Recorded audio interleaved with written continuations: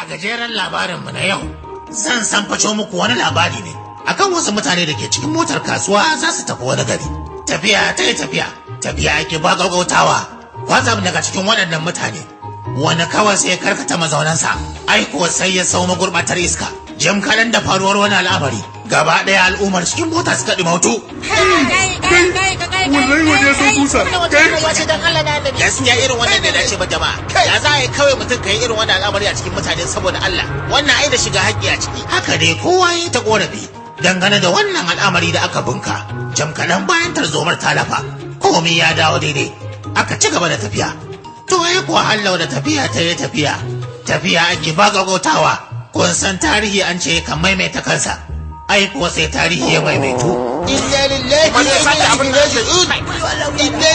Subhanallah, yanzu dan Allah dan annabi, mutum kana cikin al'ummar annabi, babu tausayi babu tausayawa, ka jefa mutanen da ba su gani ba a cikin irin wannan hukuma. Duk da cewa ujula muke, wallahi za mu iya haƙuri da ujular mu jira mutum ya shiga daji ya sauke uzurin sai fito, amma bai dace ba a ce muna cikin tafiya mutum ya dinga sauke uzurinsa akan mu ba.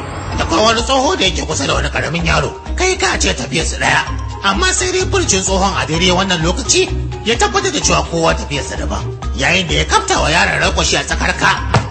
Sannan ya ci gaba da cewa, duk irin waɗannan yaran ne marasa tarbiyya, sa'an ta yau muku cikin mota bayan sun gama ciye-ciyensu, daga nan kuma sai aiki na tattaka tusan a cikin jama'a ba kunya ba tsoron Allah. Ni ba ni ne. Tono, su tofe, sana bara Benz, na raɗe ka da wannan kwalbar mara kunya. Malam Dala ya kuri ka kyale shi haka.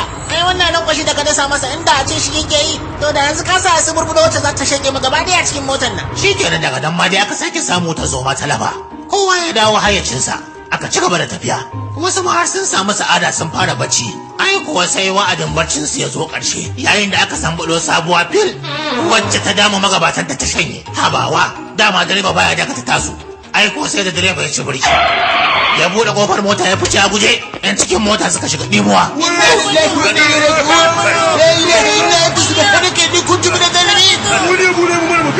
Wani ya bude kofa, wallahi dole ki tsinuwa.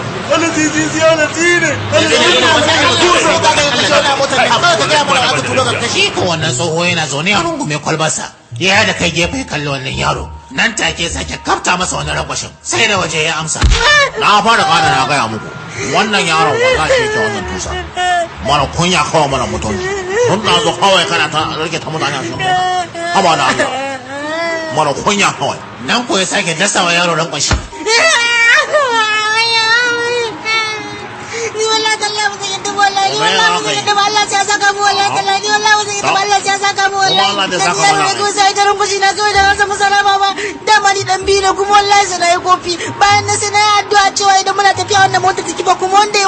A daidai wannan lokaci sai aka ji wata murya daga baya ta dakatar da wannan yaro.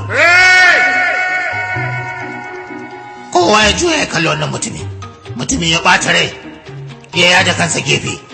Kawai sai aka ji ya ce, kada ka yi kofin kuma kada ka yadda ni ne na Toyota. Daga nan me za ka ji face?